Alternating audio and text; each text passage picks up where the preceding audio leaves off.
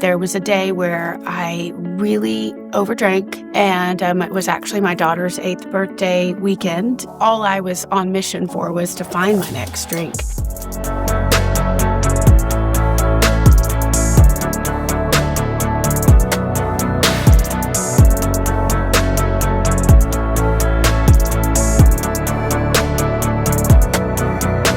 Welcome to Insights with Marcia. We have a very special guest today, and I'm so excited y'all are here to hear her story because it's quite amazing. Today we have Danette Galvis, and she is a dear friend of a dear friend. When I got to know her, I could not believe your story. It's just amazing. Thank So, you. Danette, part of what Insights with Marcia is all about is finding your purpose and finding your passion, what it is you're supposed to do. Because when we're young, we all go, who am I? What am I supposed to do? And you've definitely found your purpose and passion. You've written this book right here, Kingdom Rehab Her. You've helped establish a halfway house, I guess we could call it, for women who've been addicted to alcohol. You've just done amazing things. Thank you. So tell us a little bit about your passion, your purpose, and then your history. Well, it's interesting because when you talk about someone being younger, what is my purpose here? Why am I here? You don't really know yet. Actually, today is my birthday. I'm 51 years old. Happy birthday! And I didn't know what my purpose was until a couple of years ago. Wow. Maybe let's just even say 2 years ago when I was 49, coming up on the 50th birthday. So when you think about it, that's a half a century. So it's like no pressure. But when you talk about passion and purpose, it's God's timing. He's not really thinking about other things. But to be honest, I had to go through some hard things so that I could come out on the other side and realize, not be mad anymore about what my lot in life was, but be okay with it so that you can transition your mindset to be that purpose-driven person or to be that person that wants to make an impact and to change your heart, really. Wow. My story and my background is, I was raised by a single mother. I was the youngest of 4, and we were raised in the church. And that was great because it was kind of like our routine. It's the thing you do. You go to church 3 times a week, on Wednesday, twice on Sunday. She was very active, and learning about God was definitely a part of my life. I gave my life to Christ at 13, but it is more of like, what was a relationship with God? What I received or knew, and no harm, no foul to the church I was raised in. It's just what I remember. And it wasn't about a relationship. It was about doing the right thing, or no drinking, no smoking, no sex before marriage, no cussing, like no. No. And while I see back now what that meant, then I was like, I can't be perfect. I've got to flee. Like I when I turned 18, I moved out of my mom's house and left the church and started my life. Yeah. And that life started with, drinking alcohol. And it's a progressive thing. But for 20 years, I was drinking alcohol later in life, and then realized that I had a struggle with it. And so that was something that God just showed me I had to quit. I felt myself dying inside because it's, like I said, a progressive disease. So I was consuming a lot more every year. It got to be more. My tolerance was getting where I could, in a way, handle more. But really, it wasn't being handled. It was becoming a pass-out drunk and hurting myself, injuring myself, not being present with my family at the time, or my family now, but my daughter at the time, and things had to change. And was there a certain turning point or incident or time when you went, this just isn't working for me anymore? Because I can guess right now there's a lot of people that are in your shoes. My brother's been in AA for 50 years, and he'll talk about just what you said. He'll go, Marcia, it's progressive. Yeah. You can't escape it. It's going to get worse and worse and worse. And it's just a different breaking point for everybody. So is there an event or something where you knew it was time? Wow. It was a couple of years, to be honest. It was a roller coaster ride for probably about 4 years, because the one phase you go through is denial, where you're like, oh, it's because I'm drinking vodka. Maybe I'll switch to just beer and then I'll be okay. Or, you drink the harder liquor and then, okay, I can do wine. Whatever it might be, you try to justify it in your mind that it's something other than a change inside your system, right? Your body is now craving it. It really is allergic reaction to some people, right? You are allergic to alcohol, which then transforms into behavior changes, obsessions. It's a mental illness. It falls in the mental illness category. And so it is something that becomes beyond your control, literally. And so you have to step outside of yourself. It's not about willpower anymore. My journey began when I was married when I was younger, first marriage, and we drank and we would go out and drink wine and then go to dance clubs and, hang out with our friends that way in my early 20s. It wasn't an issue. With that divorce, that's when I began to go do more happy hours. I was in a sales position where taking clients to happy hours was part of my job. And then I was introduced to drugs through dating someone. And so I had a drug issue as well. And so that was a single life. I then met my husband that I'm married to now, almost 20 years, and we began to do the similar things, drinking and going out when we first started dating. We got pregnant really early on in our relationship, and so I was able to not drink during that pregnancy and also stop doing the drugs. But after I gave birth, and I'm home now, having this new little baby, my husband is an entrepreneur, and he works a lot of hours, so I was home alone a lot. So it was like party of one, and I would just start to drink my wine. At that time, it would be more in the evening time, making dinner or waiting for him to get home. But it progressed to be a day thing. As she got older, if I would take her to ballet, I would go find a nice little Italian restaurant to have a glass of wine at the bar like normal and wait for her to do her little dance class. But then it progressed to it became the obsession every day. And I was like, okay, so we have this schedule. Where am I going to, okay, I can have some wine there, or we're going to have a play date and I'm going to be able to have some wine there. And I won't drink between these hours because I've got carpool.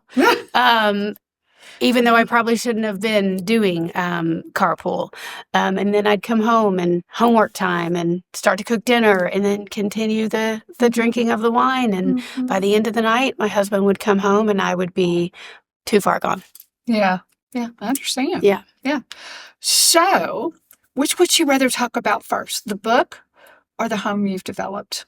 Well, so the book, because it spurred on the home. Okay. I actually am coming up on 10 years sobriety. Wow. And part of my journey when I started to get really bad in I call it my drinking career, and I was abusing alcohol, it was a roller coaster ride of trying to get sober. I'd be sober for 3 months and then I'd be like, whatever, I'm good. And I'd drink again.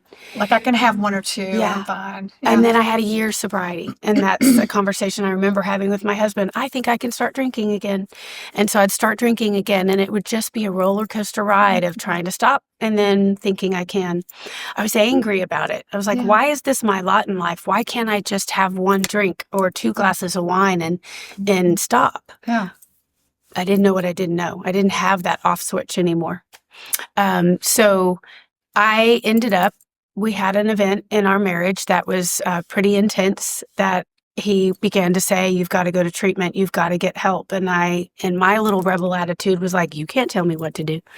And so I fought that for a while. But there was a day where I really overdrank, and it was actually my daughter's 8th birthday weekend, and you'd have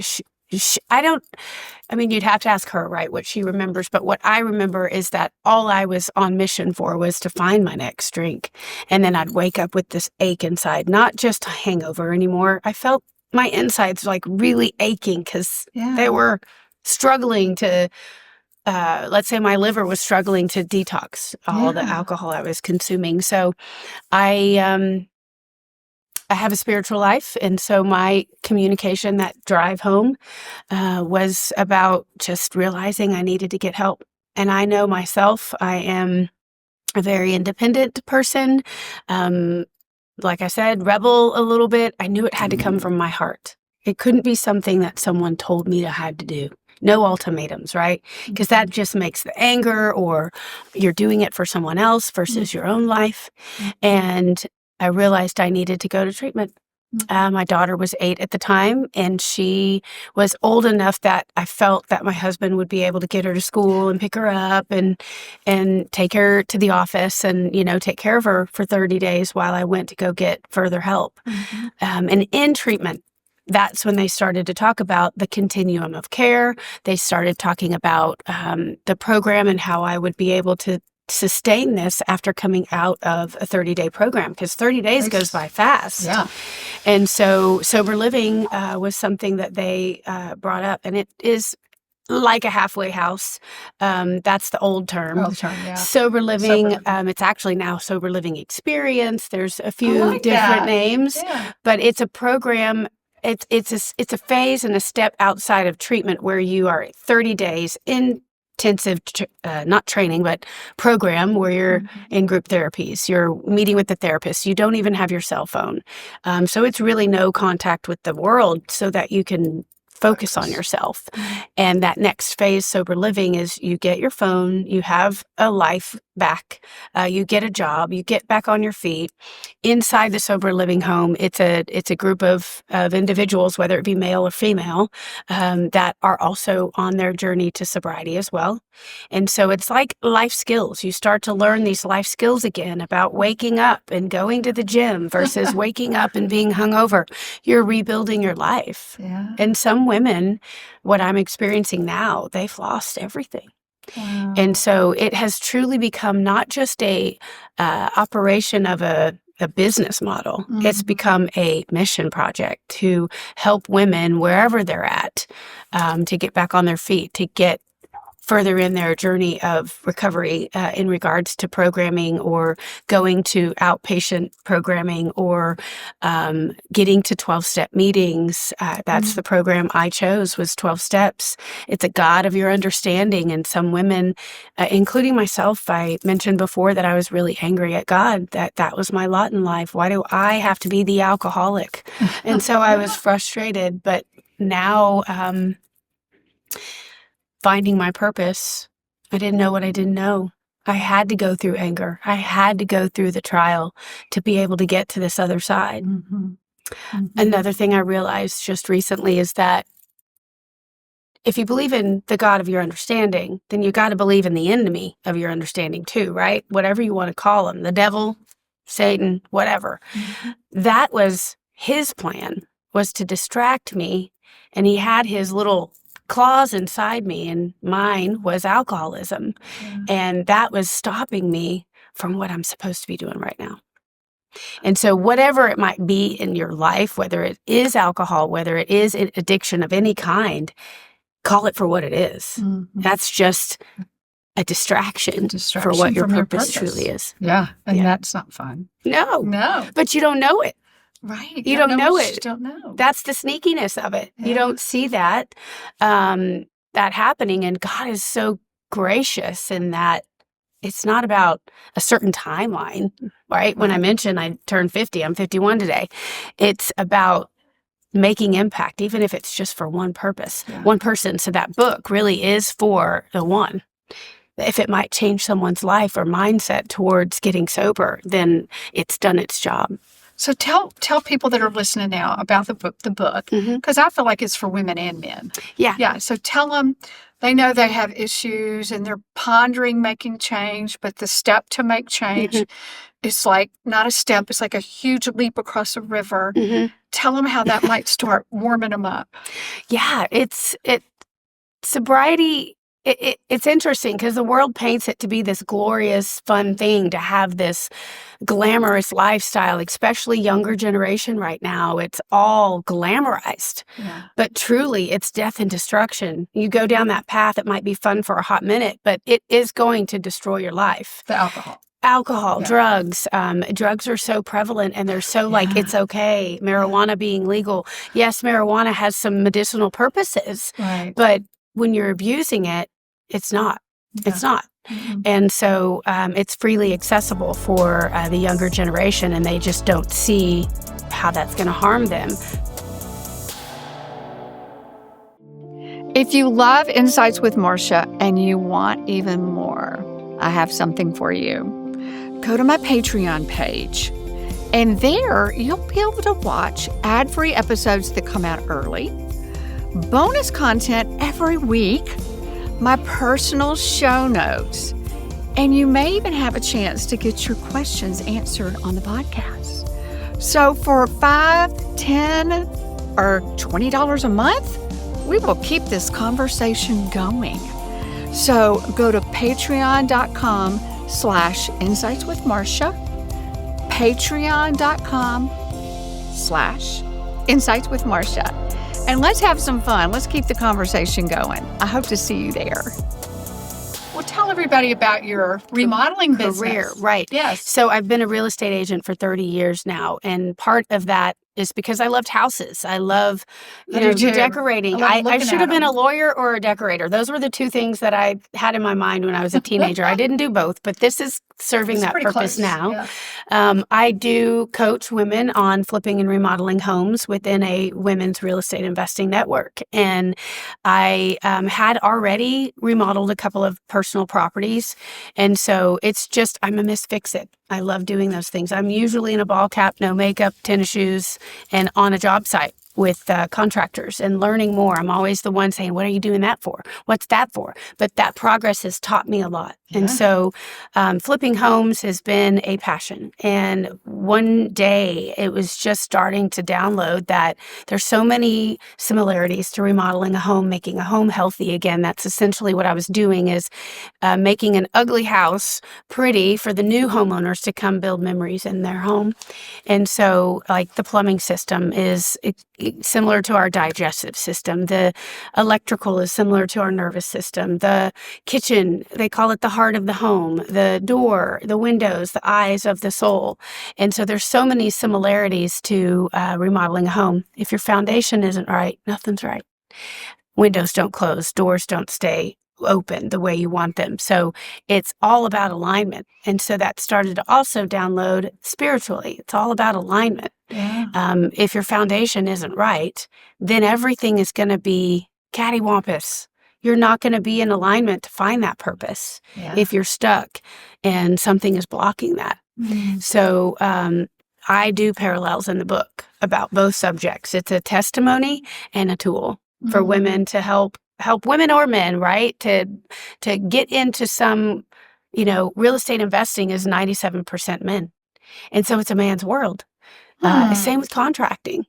I'm my own little GC on my job sites. And when contractors walk up to give an estimate, they're like, this is your job site? And I'm like, yes. Like girls can do it too. Yeah. So that is the intent of the book, is to help dispel some fear, but also dispel fear on getting sober. I had it. I was afraid. I wouldn't be invited to parties anymore. I would be boring. No one would want to hang out with me. But the truth is now I am not boring. I never have been. No. And now you don't have to pick me up off the ground and help me get to home. I love it. I'll have to interject one thing when you talked about being the woman GC. We've done some remodeling and all, and I'll look at a house and I'll go, a man obviously designed this house because the closets will be tiny. Mm-hmm. The layout won't be right. Mm-hmm. It's just, I think a woman designed a remodeled house, hands down. Mm-hmm. I think if you just built big closets and the right kitchen. Yes. And a nice master bathroom. Yes. That woman's going to buy this house in a heartbeat. Well, and there's facts about that. Is there really? There are facts. The investment that you spend to remodel a kitchen, you will recoup that money by 97%. Wow. The money you spent in a primary bath, you're going to recoup that money by 95%. So Love it. where you put your dollars for your budget and those two areas alone are going to help you resell that house. Yeah. I just bought a house and you have to walk through the primary closet to get to the bathroom. I'm like, who did that? No. 1959, the house was built. So I'm gutting it and redoing that right now. Yeah, changing the layout. Mm-hmm. Oh, I love it. I Mm-hmm. love it. Well, we could have fun talking about Yes, we could. And yeah, closets. And sometimes I've seen some houses, I'm like, I am willing to sacrifice a bedroom Yes. to make a closet. Yes, that's exactly what I'm doing. And I grew up in a house built in the 1920s, and the closets Oh, yeah. were probably the size of 4 of these tables right here Yes. in my closet I grew up with. And that's exactly. Or 2. Yeah. It's like, I guess life was simpler. We didn't own a lot of clothes. Right. Something, I don't know. Right. It But, wasn't a priority back then. Walk-in closets didn't exist. Yeah. Yeah. So, obviously, I mean, just writing a book is a major production. And then starting how am I going to say it? What's the proper way? Sober Recovery? living. Sober living. Yes. And what was the other word you added to it? Sober living experience. Experience. I like that. So I know you have one of those homes, and maybe you're starting another one. I have 2 now. You have 2 now. I just opened the second one 3 weeks ago. 3 weeks ago. Congratulations. Thank you. So, like, how many people are there? What's it like for people that may realize if they choose this path of sobriety that they could end up there one day? Yes. Tell them about it. Yes. So the one thing I want to say is that it's a temporary thing. It's a means to get to the next step. And that is life on your own, or let's say life back in your home environment. Maybe your home environment that you came from was toxic, or by the grace of God, my husband also got sober at the same time. But if he wouldn't have, it would have been hard for me to go back home and be in that environment of alcohol still freely there. Yeah. So it's a family disease, one. Yeah.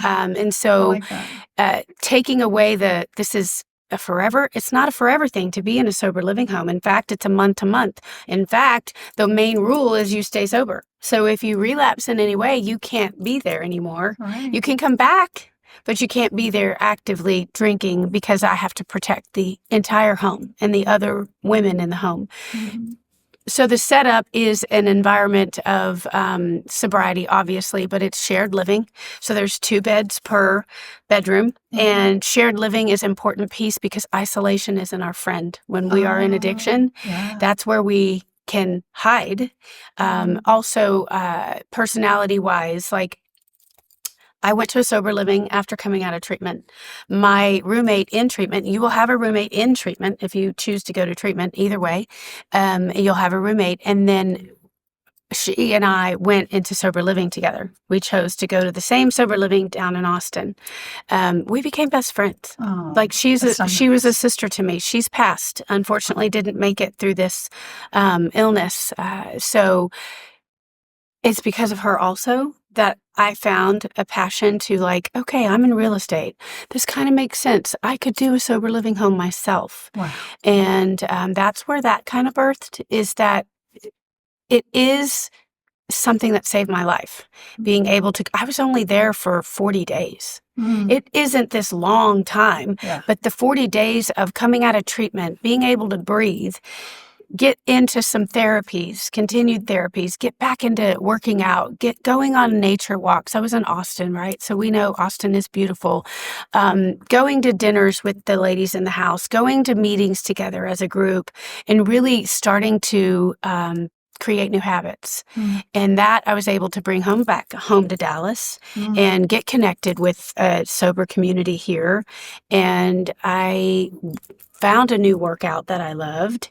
I found lots of different things that helped me not mourn or miss this glorified life of drinking all the time. So when I wrote this book, I actually put it on the back of the book that I have a goal to open my first sober living in 2024. So once I put that goal out there in the world, it's on. Right? I love it. In my mind, I'm like, well, I got to do it now. And so I did open the first sober living home, purchased the property through specialized knowledge, through being a real estate investor. It was seller financed.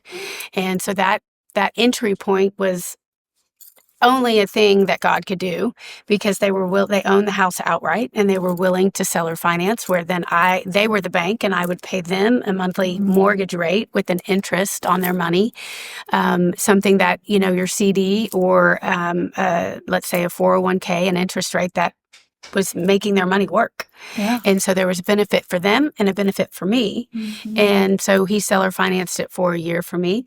And I remodified the floor plan to be conducive to shared living. So 2 sinks in every bathroom, shared bedrooms, like I said, the closets are shared, and remodeled that house. And then I refinanced it, and I was able to grow the value by $135,000 than what I bought it for.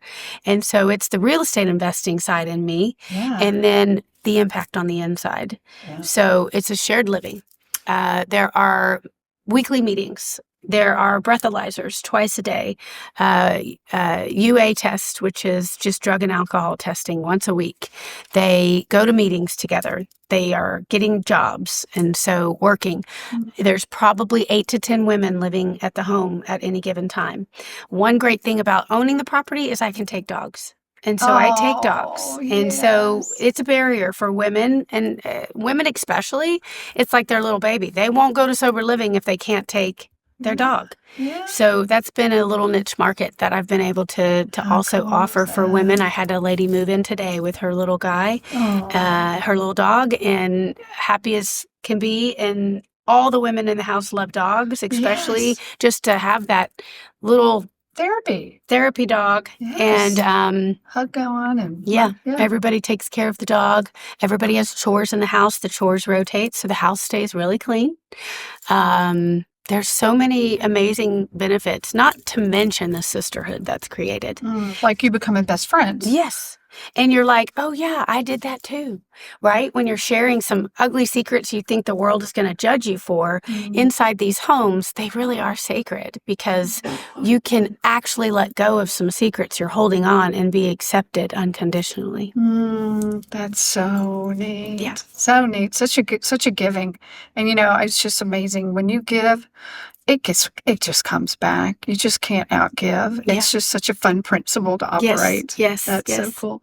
So how do you, so I'm a nurse practitioner by trade. Okay. So, and I helped people lose weight. And so you have to always assess readiness. Because like, for instance, everybody thinks they're ready to lose weight until they have to sit down at a meal, chew slowly, think about what they're eating, put their fork down between bites or something. So what are some things are there anything in particular you look for to know when you think people are ready for a change and you can interject and help them? Yeah. Any particular signs? Well, the first thing is willingness, right? That applies to what you did too. You have to be willing to do whatever it takes to save your life. And that comes with weight, right? That comes with addiction or overdoing things. Your willingness is huge to do whatever it takes. And while you're in treatment or while you're in any program, whether it be a diet or an exercise program, you have to be willing to do something that you haven't done before, or make amends, say you're sorry. You have to be willing to have some conflict resolution. Conflict's going to happen. I mean, heck, you're living in a home full of women. It's going to happen, right? But it's what you do after the conflict or after the upset. So the willingness is key. Also, coming out of treatment. That's probably the best scenario of a woman because they have been in a program for 30 days. This is the next natural step to get a little bit more freedom. You will have a curfew. You will have chores. These are life skills. You will have to pay your monthly fee to live there. It is all bills paid. Everything is included. So it is the responsibility. When you move out, you're going to either have rent or a mortgage. So it's life skills training that is happening. So I would say willingness is number one. And number two is you have to be sober. You have to have a little sobriety under your belt, whether it be 7 days coming from a detox program because you've already been to treatment, or you're coming out of a 30-day program. So when I assess someone, it's really those kinds of questions, is to make sure that they're ready to be in an environment of other women that are also really struggling to get sober. Yeah. And the struggle is real. I say struggle on purpose because it's not that anybody wants to be there. Right? Yeah. Everybody wants to be at home in their normal place, or back at their, if they're single, they, have their own rules. You can do whatever you want. But apparently doing whatever you want wasn't working because you got to where you are now. So it's just the next phase of the sobriety journey. I've been reading a lot lately about forgiveness. And so think about things like that, forgiveness or the trauma or just the life circumstances. Can you shed any light on key things like that you have found a core issue that may have caused the drinking? Forgiveness I think that is an ongoing journey in life. Yes. Because we can get offended by any little old thing, right? And it starts at the beginning of your life, right? When you're playing on the playground as a kindergartner, someone did or said something that hurt your feelings. Well, that's not going to stop. Unfortunately, we live in a broken world. We live in a world where we're all individuals and we all have bad days, and we may say something sharp or unkind to someone, or even action steps, or you're in your addiction, you get into a car accident and you harm someone. Yeah. Right? You have to then now work on yourself. You talk about court. There are lots of things that happen when someone's in their addiction that courts have to get involved, right? Whether it be your children, if you're not caring for them well. I am blessed and completely protected by the grace of God that I didn't get pulled over when I was driving with my daughter in the car and I had been drinking. Right? But that's not always the case. There are some women that have come into the home that have some legal battles that they're going through, or a divorce that they're going through. So I believe forgiveness is a consistent thing, but also forgiving yourself. Yeah. And I'm still working that out with myself, even though I'm a little further down the road in long-term sobriety. I'm just now having these aha moments. Yes. And starting to love myself again. And it's really because I've been doing some work to help people, reaching my hand out to help the next woman see that it's not all that bad. It's not scary. Sober living isn't scary. Actually, my houses are kind of cute. I'm sure it looks really darling. I've made it that way just because that I don't want it to be stale and plain. I've done pink. In fact, it's all pink. That's my trade, is the logo. And, with Rehab Her, how I came up with that name, I've been to rehab and I rehab houses and I'm a rehabber. Yeah. So Rehab Her is a little play on words. Yeah. So you said something a minute ago. You said we get offended. I've been kind of working. Well, it's actually kind of fun to be constantly working through issues you have in life, because it's fun to grow. And, I was just imagining my grandson had talked about fishing in a pond and he had caught a fish. And I actually kind of got this vision suddenly in my mind, and it was a bobber on the water. Underneath there's a hook. We are the fish, and that first bobber is offense. And the second bobber is unforgiveness. And then the pole is just being held, like ready, like this person going, I got you now. I got you now. Because somebody had done something, said something to me, and done something that I thought, I didn't deserve that. That was totally inappropriate. It was even unprofessional. And I thought, I got two choices. I can be offended. How dare they? And then I won't forgive her. And now this person doesn't even know I'm feeling that way, but I'm the one that just got myself into a tizzy and have put thoughts and images in my mind that will get me nowhere in life. And since that, it's almost like I'm being tested. Like my husband and I had this conversation. I said, it's like almost every day something has happened that I could really be offended by that. How dare they do that? And I went, bobber number one, I am not taking the hook. I am not taking the hook. So it's really neat when you start to see a few steps behind, well, actually, are a few steps ahead. I was talking the other day about someone that counsels kids a lot. And she said, teenagers will just do something. They don't realize if I do that and I get some kind of offense on my record, I might not be able to do the occupation I want to do. So I think whenever that we have that offense and unforgiveness, we're not looking far enough steps ahead that it only hurts us. Yeah. So that I just wanted to ask you about that one because I saw even people with their weight issues. So you could almost say food addiction. Yes. A lot of times it could be brought back to that. 100%. Addiction's addiction. It doesn't choose based on your race or class or income. Yeah. It chooses you just because that's how we're wired. Yes. And I even knew a person or two that once they got like gastric bypass, they turned to alcohol. Wow. Yeah. Yeah. Because they couldn't. Or shopping. Yeah. Call it what you want. Yeah. I love to shop. Yes. So I could cross addict to that. But, it is something the Lord's working on even now. Yeah. I say also when you remove the vice, like the alcohol or the drug, then there's still behaviors there that aren't normal, let's say normal, whatever normal is. There's still behaviors that you have to begin to work on. And I say often awareness is key. When you're aware of this offense of someone doing something, but yet we're so self-centered because it's all about us. We think someone's going to think this about us, or I did that. That's so embarrassing. What are they thinking about me? Well, the truth is they're not thinking about you. No, they're thinking about themselves. And it is like communication is key for forgiveness, right? Because someone may say, when you're making amends, you did this to me 3 years ago, and ever since I've been really hurt by that. Well, it is our choice, but then that person is like, oh, I didn't realize that. I'm so sorry. Yeah.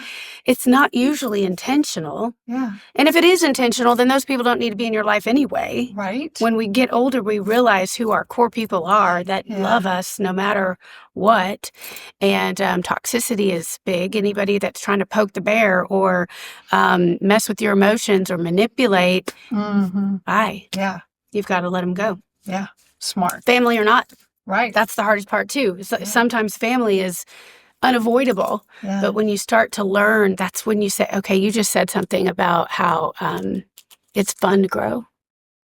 It's because you've kind of grown and learned that there's freedom on the flip side. Yes. When you get into that pattern of letting things go, you feel like, oh, that feels great. I can breathe. Yeah. It's no longer suffering. Right.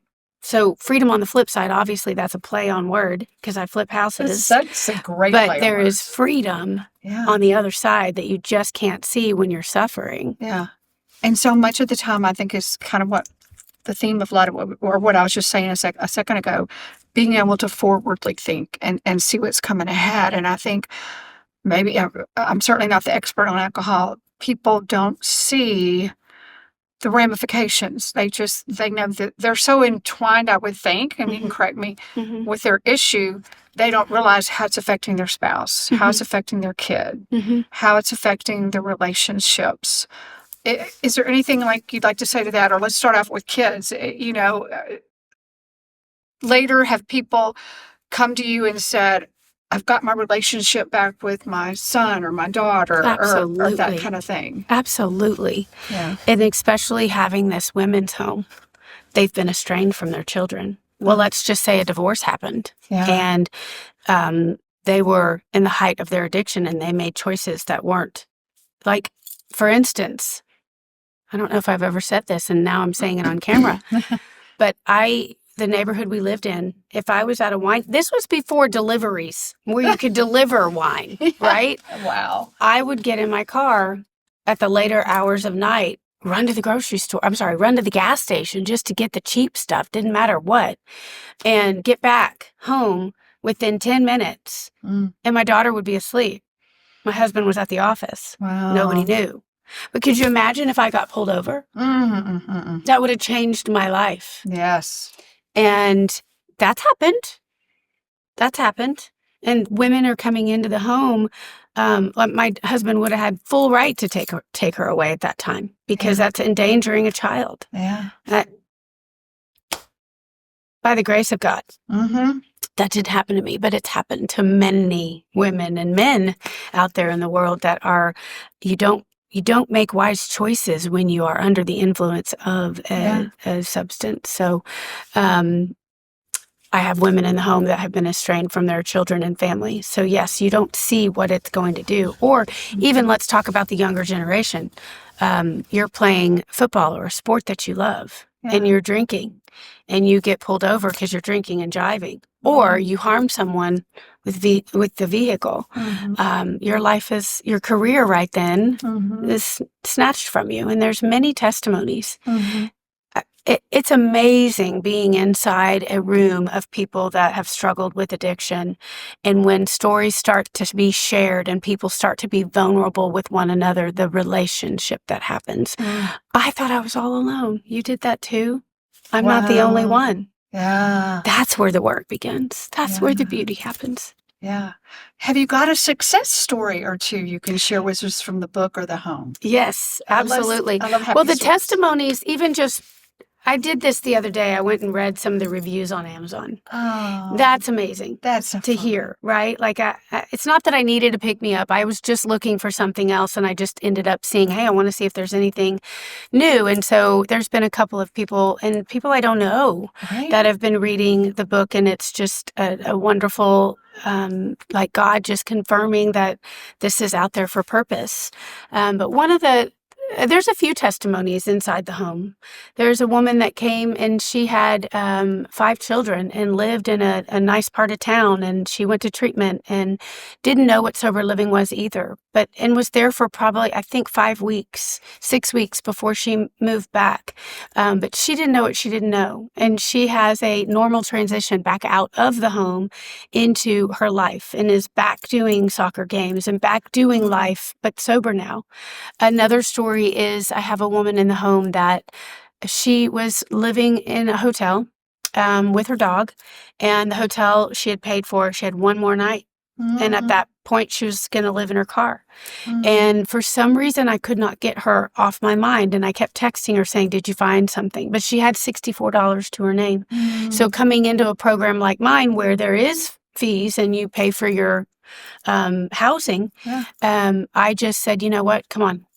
After about 4 days. I don't know why. Well, now I've learned more about her history. She was incarcerated for 11 years. Wow. And she was one that got caught doing things that she shouldn't have been doing. And she had to serve her time. She's paid her debt to society. She is working. Her and her dog are still with me. And in fact, I just promoted her to be manager of the second home. And honestly, she is just on fire. And she is one not to mess with. So that's great, right? That's You good. can't pull the wool over her eyes. And she just has an amazing heart. And she is really that space of being grateful. I'm grateful for her. Yeah. And I get emotional thinking about that. That's the impact. To help someone get back on their feet when they did not know what was going to happen. And I get those calls all the time. Yeah. And I want to do whatever I can do to help every single one. It's like gut-wrenching between, I'm sorry, I can't help you, or you're not ready yet, to, okay, come on. Like, it's a balance of all of it. It's no longer about the business of operating a sober living. It's the heart. It's the heart. It's the heart, and putting the love on them. Yes. Letting them feel cared about. 100%. Wow. And joining the community. Yeah. So people that have found their purpose and passion and that are well grounded like you usually have some daily habits that keep them grounded. So what do you do to stay grounded besides working out? Because I know you do that. And your job probably even works out. Well, I do. I have a busy life. And that's another thing in treatment. Idle hands, right? That's not my friend. Isolation, not my friend. So my habits, I wake up earlier to get some quiet time in with the Lord. I am a strong believer in Jesus. My faith has grown over the past 3 years. And I was a believer, but I was backsliding is what I say it is. But now I see the purpose, and all of my hard times in life have gotten me to be here. So I start with quiet time and really reading the Word of God. It's transformed my life. It's transformed my heart. And now I know I've redirected, let's say, sometimes you're angry at the world or you're angry that this happened or that happened, but now I've redirected my anger to where it needs to go, and that is to the enemy. So I am mad and on mission to help people, but my habits are, eating healthy. I have lost 40 pounds in the past year and a half. Wow. And that you was look fabulous. Thank you. Congratulations. Thank you. And that's part of just being in that rut. Like I might get rid of the alcohol, which was helping me gain weight. Yeah. But menopause, I went through that. And so getting back into a healthy lifestyle, I love to walk. And if I walk, I take my dogs. I'm a huge animal lover. And so volunteering is another habit. I love to serve. And really the healthy lifestyle, because it's so connected with your mind, with your health, with your emotions, and really just the spiritual side of things is important. I also love to network. Love to network with people that are in this recovery career. And so I make a habit to get to a couple of events every week or every month. And then, So I've never asked this question before, but it just popped in my head. Okay. So you have no idea, but I may start asking it. How do you feel? I know COVID, when it happened, it actually was a big, that period of time in general was a big turning point in my life. And when I look back, it was actually for the positive.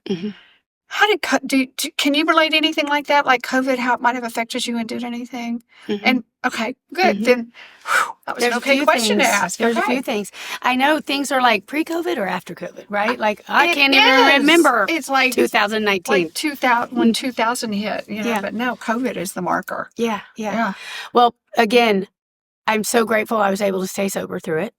Because being at home, there was a lot that you hear about where addictions took hold because people were holed up in their house. And what do? You have a drink or, it is a thing where people started to overdo it really during that time frame.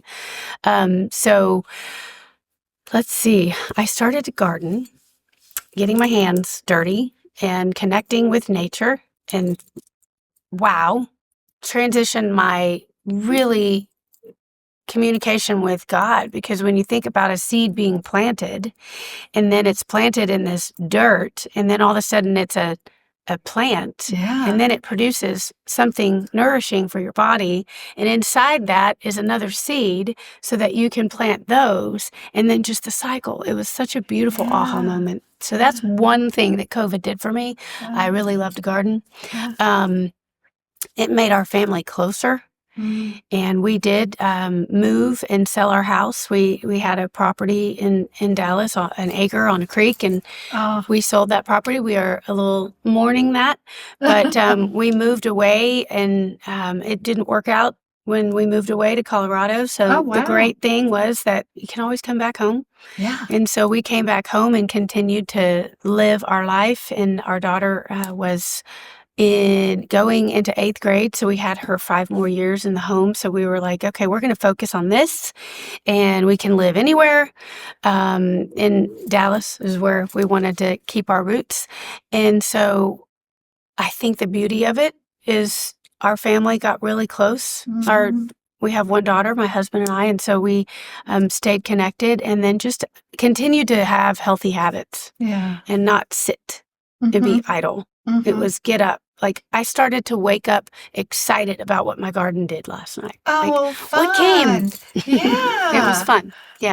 What has sprouted up or what's ripe, ready to pick. That's so cool. My daddy always had a garden. It was so fun. Good tomatoes. And then when they were green, he'd still pick them, and we'd have fried green tomatoes. Yes, exactly. Exactly. Squash blossoms. Who knew you could eat those too? Well, I'm sure there are people listening who would like to donate to the rehab house. So how could they do that? So a really amazing thing, like operating a sober living home. Yes, there can be a component for it to be a 501c3, but it's a lot to begin to manage and operate.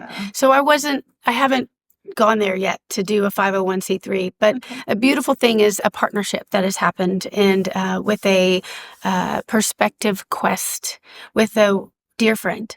And so they are offering to allow people to donate to them, and they send to me. And so donating to and through Perspective Quest with Rehab Her Recovery House as the designated donation, you designate where it goes, then it gets sent to the house. Well, Danette, I know there are so many people that are thinking about your book and they want their own copy of it. So how can they get your book? It is freely available on Amazon. You can do a Kindle version or a hard copy that will be mailed to you within a couple of days. Yep. Amazon.com. And that's Kingdom Rehab Her. Great. And how can they get in touch with you? I have a website called KingdomRehabHer.com, and you can also learn more about me there. And then the Sober Living, if anyone is interested in more of the Sober Living program, that is Rehab Her Recovery House.com. Those two websites are actually connected. So if you go to one, it will lead you to a book link, or to the book link will lead to a sober living environment as well, if you need to get either one. Perfect. Thank you. Well, we are so glad you guys were here today. It was a great show, and I learned all kinds of wonderful things. Yes. And thank you so much for being here. Thank you for having me. It's been just an amazing birthday. Thank you. That's right. Amazing birthday. Yes. Yes. Thank you. So we hope y'all will join us again for more Insights with Marsha.